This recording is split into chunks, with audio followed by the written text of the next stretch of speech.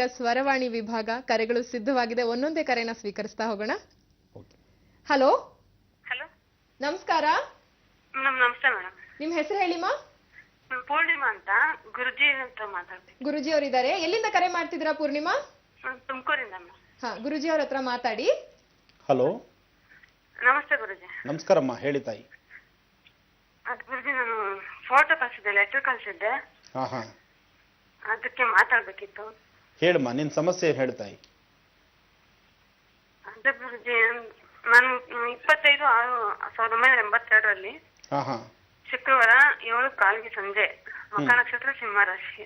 ಹಾ ಹಾ, ಅದಕ್ಕೆ ಏನ್ ನಿಮ್ಮನ್ನ ಕೇಳ್ಬೇಕು ಅಂತ ಮಾತಾಡ್ತೀನಿ. ನೋಡಮ್ಮ, ಇಲ್ಲಿವರೆಗೂ ನಿನ್ನ ಅಭಿವೃದ್ಧಿಗಳು ಯಾವುದೂ ಇಲ್ಲ. ಜೀವನದಲ್ಲಿ ಸಾಕಷ್ಟು ನೊಂದು ಕಷ್ಟಪಟ್ಟು ಇವತ್ತಿನ ದಿವಸ ನಿನ್ನ ವಿದ್ಯಾಭ್ಯಾಸ ರಂಗನು ವಿದ್ಯಾರಂಗನು ಸಾಕಷ್ಟು ಸಂಶಯ ಅಂತರ ಯಾವುದೇ ತರ ಯಾವ ಕೆಲಸಗಳನ್ನು ಪೂರ್ತಿ ಮಾಡಕ್ ಆಗ್ದಿರಾ ಎಲ್ಲರಲ್ಲೂ ಅತಂತ್ರವಾಗಿ ಕೂತ್ಕೊಂಡಿದೆ ನಿನ್ನ ಬದುಕು. ಈಗ ಪ್ರಸ್ತುತ ನಿನ್ನ ವಿದ್ಯಮಾನಗಳು ಸಹಿತ ಯಾವುದೇ ತರಹ ಸುಖ ನೆಮ್ಮದಿ ಅನ್ನೋದಿಲ್ದಿರ ಸಾಕಷ್ಟು ಹಿಂಸೆ ಪಡ್ತಾ ಇದೆಯಾ. ಮನೆ ಪರಿಸರದಲ್ಲಿ ನೀನು ಎಷ್ಟೇ ಶ್ರಮ ಪಟ್ಟು ನೀನು ನಿನ್ನ ಮನೆಗಾಗಿ ನೀನು ಏನೇನು ಮಾಡ್ಬೇಕು ಅಂತಿದ್ರು ಸಹಿತ ಮನೆ ಪ್ರಾಂತ್ಯದಲ್ಲಿ ಅರ್ಥ ಮಾಡ್ಕೊಳ್ತಾ ಇರೋದು ಎಲ್ಲೋ ಒಂದ್ ಕಡೆ ಬೇರೆ ತರ ಅರ್ಥ ಮಾಡ್ಕೊಳ್ತಾರೆ ವಿನಃ ನಿನ್ನನ್ನು ಸರಿಯಾದ ರೀತಿ ನಿಮ್ಮ ಮನೆ ಪರಿಸರದಲ್ಲಿ ಅರ್ಥ ಮಾಡ್ಕೊಳ್ಳುವಂತ ಮನಸ್ಥಿತಿ ಇಲ್ಲದಂತ ಅವರು ನಿಮ್ಮ ಪರಿಸರದಲ್ಲಿ ಇದ್ದಾರೆ. ಹಾಗಾಗಿ ನಿನ್ನ ಮನಸ್ಸು ಏನ್ ಮಾಡ್ಬೇಕು, ನಾನು ಯಾವ ರೀತಿ ತೀರ್ಮಾನ ತೆಗೆದುಕೊಳ್ಬೇಕು ಅನ್ನೋ ಒಂಥರ ಸಂಶಯವಾಗಿ ಕೂತ್ಕೊಂಡು ಬಹಳಷ್ಟು ಕಷ್ಟ, ಈ ಕಷ್ಟಗಳ ಪರಿಹಾರ ಏನು ಅನ್ನೋದ್ರ ಬಗ್ಗೆ ಚಿಂತನೆ ಮಾಡ್ತಾ ಇರುವಂತ ಪ್ರಶ್ನೆ ನಿಂದು. ಅದಕ್ಕೆ ನೀನು ಮಾಡಬೇಕಾದಂತಹದ್ದು ತಾಯಿ, ಪ್ರತಿ ಶುಕ್ರವಾರ ಅಂದ್ರೆ ಒಂದು 9 ಶುಕ್ರವಾರ ದುರ್ಗಾ ದೀಪ ನಮಸ್ಕಾರ ಅಂತಿದೆ, ಅಥವಾ ದುರ್ಗಾ ಸಪ್ತಶತಿ ಪಾರಾಯಣ ಅಂತ ಇದೆ. ಸಪ್ತಶತಿ ಪಾರಾಯಣ ಮಾಡಿಸುವ 9 ಶುಕ್ರವಾರ ಸಪ್ತಶತಿ ಪಾರಾಯಣ ಮಾಡಿಸ್ಕೋ. ಅಥವಾ ಇದೂ ನಿನಗೆ ಶಕ್ತಿ ಇಲ್ಲ ಅಂದ್ರೆ ನಿಮ್ಮ ಮನೆಯ ಸಮೀಪದಲ್ಲಿರ್ತಕ್ಕಂತಹ ಯಾವ್ದಾದ್ರು ದೇವಿ ಆಲಯಕ್ಕೆ ಹೋಗು. ದೇವಿ ಆಲಯಕ್ಕೆ ಹೋಗಿ ಅಲ್ಲೊಂದು ಕುಂಕುಮಾರ್ಚನೆ ಮಾಡಿಸ್ಕೊಂಡ್ ಬಾ. ಆ ಕುಂಕುಮಾರ್ಚನೆ ಮಾಡಿಸಿ ಆ ಪ್ರಸಾದ ತಂದು ಒಂದು ಸ್ವಲ್ಪ ನೀರಿನಲ್ಲಿ ಕಲಸಿ ಮನೆಗೆಲ್ಲ ಸುತ್ತ ಪ್ರೋಕ್ಷಣೆ ಮಾಡು. ಯಾಕೆ ನಿನ್ನ ಮನೆ ಪರಿಸರದಲ್ಲಿ ಬಹಳಷ್ಟು ಸಮಸ್ಯೆಗಳನ್ನೇ ತಾಂಡವಾಡ್ತಾ ಇದೆ. ಹಾಗಾಗಿ ಅಭಿವೃದ್ಧಿ ಅನ್ನೋದು ಕಡಿಮೆ, ಮತ್ತೆ ಆರ್ಥಿಕ ಪರಿಸ್ಥಿತಿಯಲ್ಲಿ ಬಹಳಷ್ಟು ಇಕ್ಕಟ್ಟಲ್ಲಿದ್ದೀರಿ ನೀವು. ಆರೋಗ್ಯಗಳು ಮನೇಲಿ ಒಬ್ಬರು ತಪ್ಪರ ಒಬ್ಬರು ಆರೋಗ್ಯದಲ್ಲೂ ಬಹಳಷ್ಟು ಅಚಾತುರ್ಯಗಳಾಗ್ತಾ ಇದೆ. ಪ್ರಸ್ತುತ ನಿನ್ನ ಆರೋಗ್ಯ ಸಹಿತ ಸಮಂಜಸವಾಗಿಲ್ಲ. ಅದರಿಂದ ಇದೆಲ್ಲ ಇದೆ. ನೀನ್ ಒಂದು ದುರ್ಗಾ ದೀಪ ನಮಸ್ಕಾರ ಮಾಡ್ತಕ್ಕಂಥದ್ದು ಅಥವಾ ದುರ್ಗಾ ಸಪ್ತಶತಿ ಪಾರಾಯಣ ಮಾಡಿಸೋದು ಈ ಪ್ರಕಾರ ಮಾಡಿದ್ರೆ ಅಮ್ಮ, ದುರ್ಗಾ ಸಪ್ತಶತಿ ಅಂತ ನೀನು ಆಲಯದಲ್ಲಿ ಹೋಗಿ ಅಂದ್ರೆ ದೇವಸ್ಥಾನದಲ್ಲಿ ಕೇಳಿದ್ರೆ ಅವರು ನಿಂಗೆ ತಿಳಿಸ್ಕೊಡ್ತಾರೆ ಈ ವಿಚಾರನ. ಸಪ್ತಶತಿ ಪಾರಾಯಣ ಮಾಡಿಸ್ಕೊಂಡ್ರೆ ಅಥವಾ ದುರ್ಗಾ ದೇವಿ ನಮಸ್ಕಾರ ಮಾಡೋದು, ದುರ್ಗಾ ದೀಪ ನಮಸ್ಕಾರ ಮಾಡೋದು, ಇದು ಯಾವ್ದಾದ್ರು ಒಂದು ಮಾಡು. ಇನ್ನೊಂದು ಕರೆಯನ್ನ ಸ್ವೀಕರಿಸೋಣ ಗುರುಜಿ. ಕರೆ ಸಿದ್ಧವಾಗಿದೆ. ಹಲೋ ಹಲೋ ಹಲೋ, ನಮಸ್ಕಾರ. ಶಾರದಾ ಇದ್ದೀನ್ರಿ ಮೇಡಮ್, ಗುರುಜಿ ಅವರಿಗೆ ಕೊಡ್ತೀರಿ? ಹಾ, ಗುರುಜಿ ಅವರಿದ್ದಾರೆ. ಶಾರದಾ ಅವರೇ, ಎಲ್ಲಿಂದ ಕರೆ ಮಾಡ್ತಿದ್ದೀರಾ? ಗುಲ್ಬರ್ಗಲ್ಲಿಂದ್ರಿ. ಹಾ, ಗುರುಜಿ ಅವರಿದ್ದಾರೆ ಅಮ್ಮ, ಮಾತಾಡಿ. ಹಲೋ, ಸೌಂಡ್ ಕೇಳಿಸ್ಲಾಗತ್ತ ನೋಡ್ರಿ. ಹಲೋ ಹಲೋ ರೀ ಗುರುಜಿ. ಹಾ ಹೇಳಿಮ್ಮ. ನಾ ಶಾರದಾ ರೀ. ಹಾ ಹೇಳಿಮ್ಮ. ಗುಲ್ಬರ್ಗಲ್ಲಿಂದ ಮಾತಾಡ್ಲತ್ತೀನ್ರಿ. ನಮಸ್ಕಾರ ರೀ. ನಮಸ್ಕಾರಮ್ಮ, ಹೇಳಿ ತಾಯಿ. ನಮ್ ಮಗನ್ ಸಮಸ್ಯೆನೆ ಕೇಳ್ಬೇಕಾಗಿತ್ರಿ ಸ್ವಲ್ಪ. ಮಗ ಇದ್ದಾನ ಅಲ್ಲಿ ಹತ್ರದಲ್ಲಿ? ಇಲ್ಲರಿ, ಅವ್ರು ಇಂಟರ್ನಲ್ ಅದಂತ ಹೋಗ್ಯಾನ್ರಿ ಅವ. ಹಾ ಹಾ, ಇವತ್ತ. ಮಗನ್ ನಕ್ಷತ್ರ ಏನಮ್ಮ? ನಕ್ಷತ್ರ ಹೇಳ್ತಂಗಿ, ಭರಣಿ ನಕ್ಷತ್ರ ರೀ. ಭರಣಿ ನಕ್ಷತ್ರ ಮೇಷರಾಶಿ. ರಾಶಿ ಯಾವ್ದದ? ನಾನು ಹೇಳ್ತೇನೆ, ಭರಣಿ ನಕ್ಷತ್ರ. ಹಾ, ಭರಣಿ ನಕ್ಷತ್ರ ರೀ. ಹಾ, ಭರಣಿ ನಕ್ಷತ್ರ ಮೇಷರಾಶಿ ಬೀಳುತ್ತೆ. ಹಾ ರೀ. ಭರಣಿ ನಕ್ಷತ್ರ ಆದ್ರಿಂದ ಆತ ತನ್ನ ಸ್ವಂತ ಬುದ್ಧಿಯಿಂದ ನಡೆಯುವಂತಹದ್ದು, ನಿಮ್ಮ ಮಾತು ಕೇಳುವಂತ ಮನುಷ್ಯ ಅಲ್ಲ. ಹಾ ರೀ. ಅವನಂತೆ ನಡಿಬೇಕು ಅನ್ನೋ ಮನಸ್ಥಿತಿ ಇರ್ತಕ್ಕಂಥ ವ್ಯಕ್ತಿ. ಹೌದ್ರಿ. ಮತ್ತೆ ಎಲ್ಲಿ ಆತ ಸಿಕ್ಕೊಳ್ತಾನೋ ಹಿಂಸೆ ನಿಮ್ಮ ಬಾಧೆ ನಿಮ್ಮದು. ಹೌದ್ರಿ. ಅದರಿಂದ ಚಿಂತೆ ಮಾಡಬೇಡಿ. ಅವನಲ್ಲಿ ಒಳ್ಳೆ ಜ್ಞಾನ ಇದೆ, ಒಳ್ಳೆ ವಿದ್ಯಾವಂತನಾಗ್ತಾನೆ. ಆತನಲ್ಲಿ ಪ್ರತಿಯೊಂದು ಅಭಿವೃದ್ಧಿಗಳು ಚೆನ್ನಾಗಿದೆ. ಪ್ರಸ್ತುತ ವಿದ್ಯಮಾನ ಅಂದ್ರೆ ಪ್ರಸ್ತುತ ಈಗ ಒಂದು ಕಳೆದ 3 ವರ್ಷದಿಂದ ಈತಲ್ಲಿ ಅಭಿವೃದ್ಧಿ ಅಂತಕ್ಕಂಥ ಸ್ವಲ್ಪ ಕಡಿಮೆ ಇದೆ. ಕಡಿಮೆ ಇದೆ. ಅದಾದ ನಂತರ ಖಂಡಿತ ಅನುಕೂಲ ಆಗ್ತಾನೆ. ಅಂದ್ರೆ ಮುಂದಿನ ಒಂದು 6 ತಿಂಗಳ ನಂತರ. ಹಲೋ, ಮುಂದಿನ 6 ತಿಂಗಳ ನಂತರ ಸಾಕಷ್ಟು ಅಭಿವೃದ್ಧಿ ಇದೆ. ಆಯ್ತಮ್ಮ.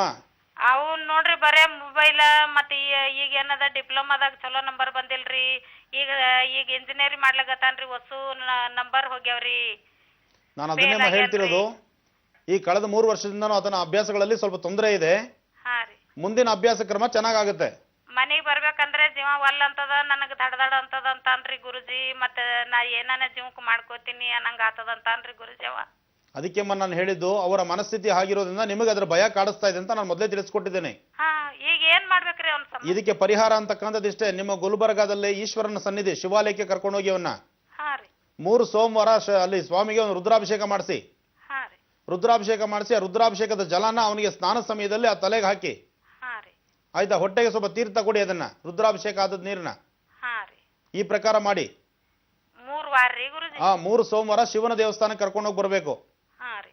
ಮತ್ತೆ ನಿಮ್ಮ ಮನೆ ದೇವರು ಮುನೇಶ್ವರ ಅಥವಾ ನಾಗಲಿಂಗೇಶ್ವರ ದೇವರು ಇರಬೇಕು. ನಿಮ್ಮ ಮನೆ ದೇವರು ಈಶ್ವರನೇ. ನಮ್ಮ ಮನೆ ದೇವ್ರು ಮೋತಪ್ಪಳ್ಳಿ ಭೀಮರಾಯ ಮುತ್ತಿ ಅದನ್ರಿ. ಅದು ಶಿವನಿಗೆ ಸಂಬಂಧಪಡುತ್ತೆ. ಹಾ ರೀ. ಶಿವನ ಆರಾಧನೆ ಮಾಡಿ ಸಾಕು, ಖಂಡಿತ ಒಳ್ಳೇದಾಗತ್ತೆ. ಹಲೋ ಹಲೋ, ನಮಸ್ಕಾರ, ನಿಮ್ ಹೆಸರು ಹೇಳಿ. ನಮಸ್ಕಾರ ರೀ. ನಮ್ಮ ಹೆಸರು ಶ್ರೀನಿವಾಸ್ ಅಂತ ಹೇಳ್ರಿ ಮೇಡಮ್. ಎಲ್ಲಿಂದ ಕರೆ ಮಾಡ್ತಿದ್ದೀರಾ? ರಾಯಚೂರ್ಲಿಂದ ಕರೆ ಮಾಡ್ತಾ ಇದ್ದೀನಿ ಮೇಡಮ್. ಗುರುಜಿ ಅವರಿದ್ದಾರೆ, ಮಾತಾಡಿ. Okay madam. ಹಲೋ, ನಮಸ್ಕಾರ ಗುರುಜಿ, ಪಾದಾಭಿವಂದನೆಗಳು ಗುರುಜಿ ಅವರಿಗೆ. ಹಾ ಹೇಳಿ. ಗುರುಜಿ, ನಮ್ಮ ಹೆಸರು ಶ್ರೀನಿವಾಸ್ ಅಂತ ಹೇಳಿ ಗುರುಜಿ. ಹೇಳಿ ಶ್ರೀನಿವಾಸ್.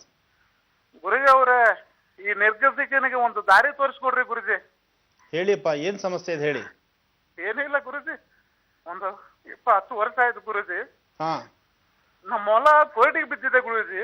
ಹಾ, ಅದು ನನ್ನಂತೆ ಆಗುತ್ತೆ ಏನೋ ಇಲ್ಲ ಅನ್ನೋ ಒಂದು ಸಂಶಯ ಬಹಳ ಇದೆ ಗುರುಗಳೇ. ಖಂಡಿತ ಅದು ಜಾಗ ನಿಮ್ಮಂತೆ ಆಗುತ್ತೆ, ಚಿಂತೆ ಮಾಡಬೇಡಿ. ಫಸ್ಟ್ ನೀವು ಸಮಾಧಾನ ಮಾಡ್ಕೊಳ್ಳಿ. ನಿಮ್ಮ ಈ ಜಾಗ ಕೋರ್ಟ್ಗೆ ಏನು ಹೋಗಿದೆ, ಖಂಡಿತ ಅದು ನಿಮಗೆ ಸೇರ್ತಕ್ಕಂಥದ್ದು. ಆದ್ರೆ ಈ ಜಾಗದಲ್ಲಿ ಒಂದು ಸಮಸ್ಯೆ ಇದೆ. ಹೇಳ್ರಿ ಗುರುಜಿ. ಈ ಜಾಗದ ಮಧ್ಯಭಾಗದಲ್ಲಿ ಒಂದು ಹುತ್ತ ಇತ್ತು. ಆ ಹುತ್ತನ ತೆರವುಗೊಳಿಸಿ ನೀವು ಅದನ್ನ ಶುದ್ಧಿಪಡಿಸಿದಿರಿ. ಗುರುಗಳೇ, ನಮ್ಮ ಅಪ್ಪರ ಕಾಲಕ್ಕೆ ಆಗಿರ್ಬೋದು ಗುರುಗಳಿಗೆ. ಆ ಜಾಗದ ಮಧ್ಯಭಾಗ ಅಂದ್ರೆ ನಿಮ್ಮ ಜಮೀನ್ ಮಧ್ಯಭಾಗದಲ್ಲಿ ಇದ್ದಂತ ಹುತ್ತನ್ನ ತೆರವುಗೊಳಿಸಿರೋದ್ರಿಂದ ಅಂದ್ರೆ ಆ ಜಾಗನ ಶುದ್ಧಿ ಮಾಡಿಬಿಟ್ಟಿದ್ದೀರಿ. ಅದು ಈಗ ಬೇರೆ ಕಡೆ ಮತ್ತೊಂದು ಹುತ್ತ ಆಗಿದೆ. ಅಂದ್ರೆ ನಿಮ್ಮ ಸ್ಥಳದ ಆಗ್ನೇಯ ಭಾಗದಲ್ಲಿ ಪುನಃ ಹುತ್ತ ಇದೆ. ಅಲ್ಲಿ ಎಲ್ಲಿ ಕಾಣ್ತಿಲ್ಲ ಗುರುಜಿ. ನಾನು ಪ್ರತಿನಿತ್ಯನೂ ಹೊಲದಲ್ಲಿ ಅಡ್ಡಾಡ್ತೀನಿ ಗುರುಜಿ. ಆಗ್ನೇಯ ಭಾಗದಲ್ಲಿ ಒಂದ್ಸತಿ ಗಮನಿಸಿ. ನಿಮ್ಮ ಜಾಗದಲ್ಲಿ ಆಗ್ನೇಯ ಭಾಗದಲ್ಲಿ ಪುನಃ ಹುತ್ತ ಬೆಳೆದಿರತ್ತೆ. ಅದೇ ಹುತ್ತಕ್ಕೆ ಹೋಗಿ ಪುನಃ ಪೂಜೆ ಮಾಡಿ ಅದನ್ನ ಇಷ್ಟಾರ್ಥವಾಗಿ ನಿಮ್ಮ ಮನೆ ದೇವರು ಅಂತೇಳಿ ಪ್ರಾರ್ಥಿಸಿದ್ರೆ ಅದೇ ಶೀಘ್ರವಾಗಿ ಕೋರ್ಟಲ್ಲಿ ಇರ್ತಕ್ಕಂಥ ಕೇಸು ಪುನಃ ನಿಮ್ಮಂತೆ ಆಗತ್ತೆ ಗುರುಜಿ. ಈಗ ನಮ್ಮ ಹೆಸರಲ್ಲಿ ರಿಜಿಸ್ಟ್ರೇಷನ್ ಆಗಿಲ್ಲ ಗುರುಜಿ. ಅದು ಹಾ ಪಾಣಿಯಲ್ಲೇ ಅಷ್ಟೇ. ನಮ್ಮ ಅಪ್ಪರ ಕಾಲದಿಂದ 40-50 ವರ್ಷದಿಂದ ಪಾಣಿಯಲ್ಲೇ ಬಂದಿದೆ ಗುರುಜಿ. ಹಾ ಅದಕ್ಕೆ ನಾವು ಸ್ಟಾಂಪ್ ಡ್ಯೂಟಿ ಕಟ್ಟಿದೀವಿ ಗುರುಜಿ. ಮೊನ್ನೆ 1 ತಿಂಗಳ ಹಿಂದೆ ಹಾ ಕಟ್ಟಿದ್ರೆ ಅವ್ರು ಅಬ್ಜೆಕ್ಷನ್ ಮಾಡಿದ್ರು ಗುರುಜಿ. ಈಗ ಸ್ಟಾಂಪ್ ಡ್ಯೂಟಿ ಕಟ್ಲಿಕ್ಕೆ ಬರಂಗಿಲ್ಲ ಅಂತೇಳಿ. ಹಾ ಈಗ ಹೈಕೋರ್ಟ್ ನಲ್ಲಿ ಅದು ಫೇಲ್ ಆಗಿದೆ ಗುರುಜಿ. ಸುಪ್ರೀಂ ಕೋರ್ಟಿಗೆ ಹೋಗ್ತಾ ಇದೀವಿ ಗುರುಜಿ.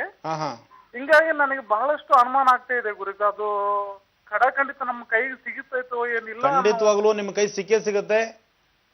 ನಿಮ್ಮ ಮನೇಲಿ ನಿಮ್ಮ ಹಿರಿಯರ ಆಶೀರ್ವಾದ ನಿಮಗಿದೆ. ಹ್ಞೂನ್ರಿ ಗುರುಜಿ. ಅದು ನಿಮ್ಮ ಹಿರಿಯರ ಸೊತ್ತು. ನೀವು ಯಾವುದೇ ಕಾರಣಕ್ಕೂ ಚಿಂತೆ ಮಾಡಬೇಡಿ. ನಾನು ಹೇಳಿರೋ ಪ್ರಕಾರ ಆಗ್ನೇಯದಲ್ಲಿ ಇರ್ತಕ್ಕಂಥ ಹುತ್ತ ಅಂತ ಏನಿದೆ ಅದನ್ನ ಹೋಗಿ ನೋಡಿ.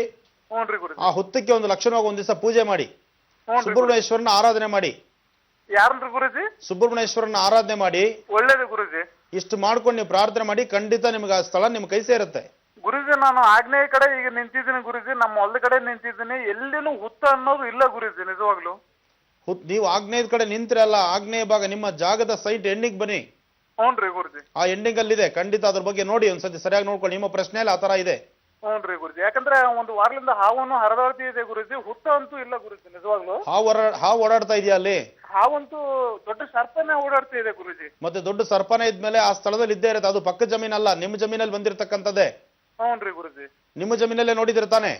ನಮ್ಮ ಜಮೀನಲ್ಲೇ ಹಾವು ನೋಡಿರೋದು ಗುರುಜಿ. ಮತ್ತೆ ಇಷ್ಟೆಲ್ಲ ಆಧಾರ ಇದ್ಮೇಲೆ ಅದು ಪರಿಸರ ಅಲ್ಲೇ ಇರುತ್ತೆ ನೋಡಿ. ಭಗವಂತನ ಆಶೀರ್ವಾದ ನಿಮಗಿದೆ. ಸುಬ್ರಹ್ಮಣ್ಯೇಶ್ವರನ ಸಂಕಲ್ಪ ಮಾಡಿ, ದಯವಿಟ್ಟು ಖಂಡಿತ ಒಳ್ಳೇದಾಗತ್ತೆ. ಪ್ರತಿನಿತ್ಯ ನಿಮ್ಮನ್ನು ನೆನೆಸಲಾರದ ಪೂಜೆ ಮಾಡ್ಕೊಳ್ಳಂಗಿಲ್ಲ ಗುರುಜಿ ನಾನು. ಆಗ್ಲಿಪ್ಪ, ಒಳ್ಳೇದಾಗತ್ತೆ. ದಯವಿಟ್ಟು ನೀವೇನ್ ಹೇಳಿದ್ರು ನಾನು ಮಾಡ್ತೀನಿ ಗುರುಜಿ. ಆಗ್ಲಿ, ಖಂಡಿತ ನಿಮಗೆ ಆ ಪೂರ್ವ ನಿಮ್ಮ ಹಿಂದಿನವರ ಸೊತ್ತು ನಿಮ್ ಕೈ ಸೇರುತ್ತೆ. ಮಾಡಿ, ಒಳ್ಳೇದಾಗ್ಲಿ. ಗುರುಜಿ, ಇನ್ನೊಂದು ಕರೆ ಸಿದ್ಧವಾಗಿದೆ, ಸ್ವೀಕರಿಸೋಣ. ಹಲೋ. ಹಲೋ, ಧರ್ಮದರ್ಪಣ ಕಾರ್ಯಕ್ರಮ. ಹೌದು, ನಿಮ್ ಹೆಸರು ಹೇಳಿ. ಅಲ್ಲ ಮೇಡಮ್, ನನ್ನ ಹೆಸರು ಕುಮಾರ್ ಅಂತ. ಎಲ್ಲಿಂದ ಕರೆ ಮಾಡ್ತಿದ್ದೀರಾ ಕುಮಾರ್? ಚನ್ನಪಟ್ಟಣದಿಂದ. ಗುರುಜಿ ಅವರಿದ್ದಾರೆ, ಕುಮಾರ್ ಮಾತಾಡಿ. ಕೊಡಿ ಸರ್. ಹಲೋ, ನಮಸ್ಕಾರ ಗುರುಜಿ. ನಮಸ್ಕಾರ, ಹೇಳಿ ಕುಮಾರ್. ಸರ್, ನನಗೆ ಹೆಲ್ತ್ ಬಗ್ಗೆ ಕೇಳೋಣ ಅಂತ ಸ್ವಲ್ಪ ನಿಮ್ಮ ಹತ್ರ. ಹೇಳಿ, ನಿಮ್ಮ ಮನೆ ದೇವರೇನು? ಕಾಲಭೈರವ. ಕಾಳಭೈರವ. ಸರ್, ಏನು ನಿಮ್ಗೆ ಅಲರ್ಜಿ ಪ್ರಾಬ್ಲಮ್ ಇದೆಯಾ? ಅಲರ್ಜಿ ಪ್ರಾಬ್ಲಮ್ ಜಾಸ್ತಿ ಇದೆ ಸರ್. ತಲೆನೋವು, ಇದು ಅಲ್ಲಲ್ಲೇ ಏನಾದ್ರು ಒಂದು ಬರ್ತಾ ಇರುತ್ತೆ ಕಾಯಿಲೆ. ಹಾ ಹಾಗೆ ಮೈ ನೋವೇ ಆಗುವಂಥದ್ದು, ಮೊಣಕಾಲು ಬಹಳ ನೋವಾಗುವಂಥದ್ದು? ನೋವಿದೆ ಸರ್, ನವೇದೇನಿಲ್ಲ. ಹಾ ಸೊಂಟ, ಕಾಲು ಕೈ ನೋವು, ತಲೆನೋವು, ಅಲರ್ಜಿ. ಏನು ಕಳೆದ 2 ವರ್ಷದಿಂದ ಹೀಗೆ ಇದೆಯಾ? ಹೀಗೆ ಇದೆ ಸರ್, ಏನ್ ಕಡಿಮೆ ಆಗ್ಲಿಲ್ಲ. ಒಂದ್ ಕೆಲಸ ಮಾಡಿ, ಮೇ ತಿಂಗಳು 20ರವರೆಗೂ ಹೀಗೆ ಇರುತ್ತೆ, ಸ್ವಲ್ಪ ಹೆಚ್ಚು ಕಮ್ಮಿ. ಮೇ ತಿಂಗಳು 20 ಆದ್ರೆ ಇದು ಸ್ವಲ್ಪ ಮಟ್ಟಿಗೆ ಸಾಧಾರಣವಾಗಿ ಕಡಿಮೆ ಆಗುತ್ತೆ. ಇದಕ್ಕೆ ನೀವು ಒಂದ್ ಕೆಲಸ ಮಾಡಿ, ಗೋಮೂತ್ರ, ಗೋಮಯ, ಹಸುವಿನ ಗಂಜಲ ಇರುತ್ತಲ್ಲ, ಬೆಳಗ್ಗೆ ಹೊತ್ತು ಸ್ನಾನಕ್ಕೆ ಮುಂಚಿತವಾಗಿ ಸ್ವಲ್ಪ ಹಸುವಿನ ಗಂಜಲ ತಲೆ ಮೇಲೆ ಹಾಕೊಂಡು ಶುದ್ಧಿ ಮಾಡ್ಕೊಳ್ಳಿ. ಅದಾದ ನಂತರ ಸ್ನಾನ ಮಾಡ್ಕೊಳ್ಳಿ ಡೈಲಿ. ಹಾ ಅಂದ್ರೆ ಒಂದು 20 ದಿವಸ ಈ ತರ ಮಾಡಿ. ಹಾ ಹಾ ಆಮೇಲೆ ಗೋಮಯ, ಹಾ ಗೋಮಯನ ತಟ್ಟಿ ಬೆರಣಿ ಮಾಡಿರ್ತಾರೆ, ಬೆರಣಿ ಮಾಡಿ ಅದನ್ನು ಸುಟ್ಟಂತ ವಿಭೂತಿ ಇರುತ್ತೆ, ಭಸ್ಮ ಇರುತ್ತೆ, ಹಾ ಗುರುಜಿ. ಆ ಭಸ್ಮನ ಹಣೆಗೆ ಮತ್ತೆ ದೇಹಕ್ಕೆ ನೀವು ಸ್ವಲ್ಪ ಲೇಪನ ಮಾಡ್ಕೋಬೇಕು. ಹಾ ಈ ಪ್ರಕಾರ ನೀವು ಮಾಡಿದ್ರೆ ಅತಿ ಶೀಘ್ರವಾಗಿ ಈ ಸಮಸ್ಯೆಗಳಿಂದ ಹೊರಗಡೆ ಬರ್ತೀರಿ ನೀವು. ಹಾ, ಈ ಇದಕ್ಕೆ ಔಷಧಿ ತಲೆನೋವುದೇ ಇಷ್ಟೇ. ಗುರೂಜಿ ಸಿಕ್ಕಾಪಟ್ಟೆ ಹೇಳಿ. ತಲೆನೋವುದೇ ಸಿಕ್ಕಾಪಟ್ಟೆ ಹಿಂಸೆ, ಏನೋ ಒಂಥರ ನಿಂತು ಒಂದ್ ಸ್ಥಿರತೆ ಇರಲ್ಲ ತಲೆಯಲ್ಲಿ ನನಗೆ. ಅದಕ್ಕೋಸ್ಕರನೇ ನೀವು ಆ ಗೋಮಯನ ಸುಟ್ಟಿ ಬೆರಣಿ ಮಾಡಿರ್ತಕ್ಕಂತಹ ಭಸ್ಮನ, ಹಾ ಆ ಭಸ್ಮನ ಹಣೆಗೆ ಲೇಪನ ಮಾಡೋದ್ರಿಂದ, ಹಣೆಗೆ ಹಚ್ಕೊಳ್ಳೋದ್ರಿಂದ ಈ ತಲೆನೋವು ಮತ್ತೆ ನಿಮಗೆ ಬಹಳಷ್ಟು ಚಂಚಲತೆ ಇರತಕ್ಕಂಥದ್ದು, ಹೌದು ಗುರುಜಿ. ಒಂಥರ ಬಹಳ ಬುದ್ಧಿ ಒಂಥರ ವಿಚಿತ್ರವಾದ ರೀತಿ ವರ್ತನೆ ಆಗ್ತಿರುತ್ತೆ. ಮನೆಗೆ ಹೋಗೋದು ಬೇಡ, ಆಚೆಗೆ ಹೋಗೋದು ಬೇಡ, ಹಾ ಆತರ. ನೀವು ಸಾಧ್ಯವಾದಷ್ಟು ಸಭೆ ಸಮಾರಂಭಗಳಲ್ಲಿ ಸೇರ್ಲಿಕ್ಕೆ ಆಗೋದಿಲ್ಲ, ನೀವು ಆದಷ್ಟು ಒಂಟಿತನವಾಗಿರ್ಬೇಕು ಅನ್ನೋ ಮನಸ್ಥಿತಿ ನಿಮ್ಮದು. ಹೀಗಾಗಿ ನಿಮ್ಮ ಮನೆ ಪರಿಸರದಲ್ಲೂ ಸಾಕಷ್ಟು ತೊಂದರೆಗಳಿದೆ. ಏನೋ ಒಂದು ಸ್ವಂತವಾಗಿ ಏನೋ ಒಂದು ಉದ್ಯೋಗ ಮಾಡುವ ಅಂದ್ರೆ ಆಯ್ತಾ ಇಲ್ಲ. ಇಲ್ಲ, ಇದಿಷ್ಟು ಮಾಡಿ ಖಂಡಿತ ಒಳ್ಳೇದಾಗತ್ತೆ.